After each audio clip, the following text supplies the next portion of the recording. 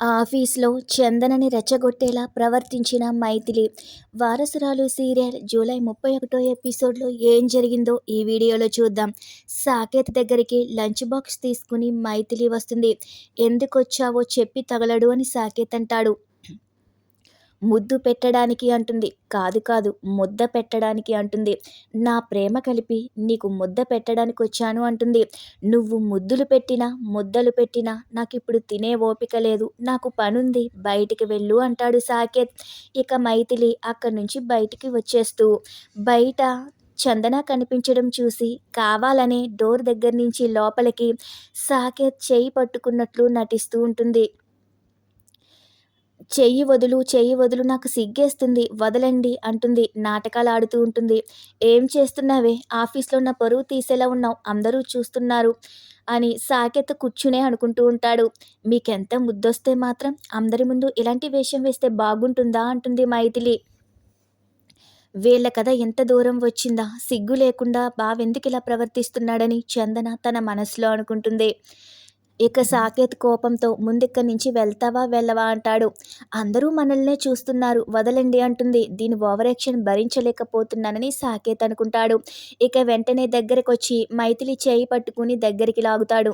అయితే సాకేత్ మీద మైథిలి పడిపోతుంది. అదంతా చందన చూసి నిజంగానే అక్కడ అదంతా జరిగిందని ఊహించుకుని కోపంతో రగిలిపోతూ ఉంటుంది.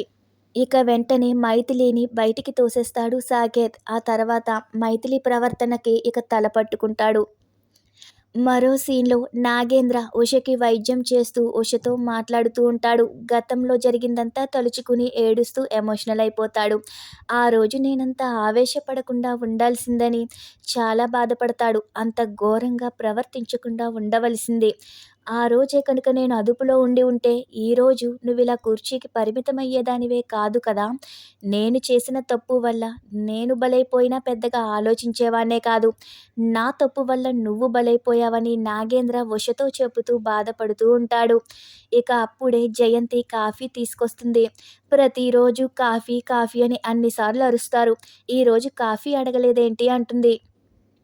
ఇక నాగేంద్ర దిగులుగా ఉండడం చూసి ఏమైందండి, కన్నీళ్లు పెట్టుకుంటున్నారు అని అంటుంది. ఓహో, ఈ పిల్ల గురించి ఆలోచిస్తున్నారా అంటుంది. ఇలాంటి కేసులు ఇంతకు ముందు మీరు ఎన్నో చేశారు, ఎంతో మందికి వైద్యం చేశారు. మీరు వైద్యం చేయాలి గాని కన్నీళ్లు పెట్టుకోవడం ఏంటి, ఇలా అయితే వీళ్ళకి వైద్యం ఎలా చేస్తారు అని జయంతి అంటుంది. ఇక అప్పుడు నాగేంద్ర మాట్లాడుతూ ఈ అమ్మాయిని చూస్తుంటే నాకు ఉషే గుర్తొస్తుంది అంటాడు. ఉషది కూడా ఇదే వయస్సు కదా అంటాడు. ఉష కూడా ఇలాగే వీల్ చైర్‌లో కూర్చునుంటుంది. ఇక సౌదామిని ఎంత బాధపడుతుందో కదా! ఉష తన జీవితాన్ని కోల్పోయినందుకు లోలోపల సౌదామిని ఎంత కుమిలిపోతూ ఉంటుందో అని నాగేంద్ర చెప్తూ ఉంటాడు. అది గుర్తొచ్చినప్పుడల్లా నేను ఆ తప్పు చేయకుండా ఉండాల్సిందని నా గుండె పగిలిపోతుందని నాగేంద్ర అంటూ ఉంటే మీకు ఒక కథ చెప్పనా అంటుంది జయంతి.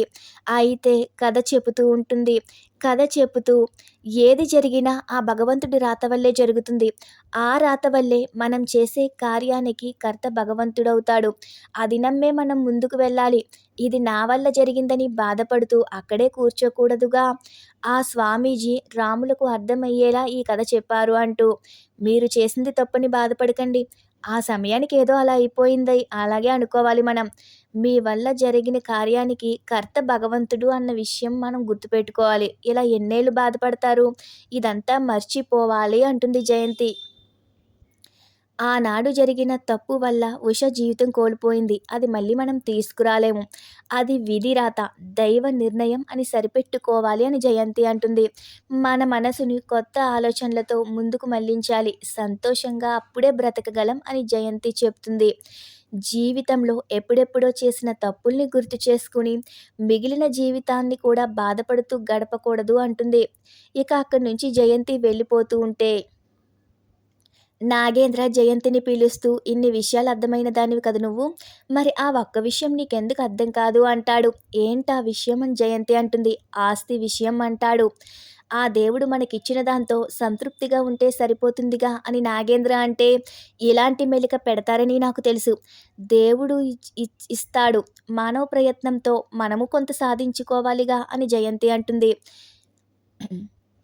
ఇప్పుడు మీరు ఈ అమ్మాయిని ఇలా వదిలేసారా? వదిలేయలేదు. మీ ప్రయత్నం మీరు చేస్తున్నారు కదా! నాది కూడా అంతే. మనం ఇప్పుడున్న బ్రతుకు కన్నా నేనింకా మంచి బ్రతుకే కావాలని కోరుకుంటున్నాను. అది మీరు అర్థం చేసుకోవాలని చెప్పి ఇక జయంతి లోపలికెళ్ళిపోతుంది. మరో సీన్‌లో మైథిలి ఆఫీస్ స్టాఫ్ అందరిని పిలిచి కూర్చోపెట్టి సరదాగా మాట్లాడుతూ ఉంటుంది. ఇక సాకేత్ కోపంగా వచ్చి, "ఇది మార్కెట్ అనుకుంటున్నావా? పనిచేస్తున్న వాళ్ళందరినీ పోగేసి ఈ మీటింగ్ ఏంటి?" అని సీరియస్ అవుతాడు. "ఇక్కడి నుంచి వెళ్ళిపో" అంటాడు. "అలా కసురుకుంటే నేను హర్ట్ అవుతాను" అంటుంది. "హర్ట్ అవుతే ఏమవుతుందని?" సాకేత్ అంటాడు. "హర్ట్ అయితే నేను బుంగమూతి పెట్టుకుని బాధపడతానుగా" అంటుంది. "నువ్వంత బాధపెడితే నేను నీకు జోలపాట పడి నిద్రపుచ్చుతాననుకుంటున్నావా?" అంటాడు. "వెళ్తావా లేదా?" అంటాడు. "సరే నేనెళ్తున్నా. మన ఇంటికి కాదు మా పుట్టింటికి" అంటుంది.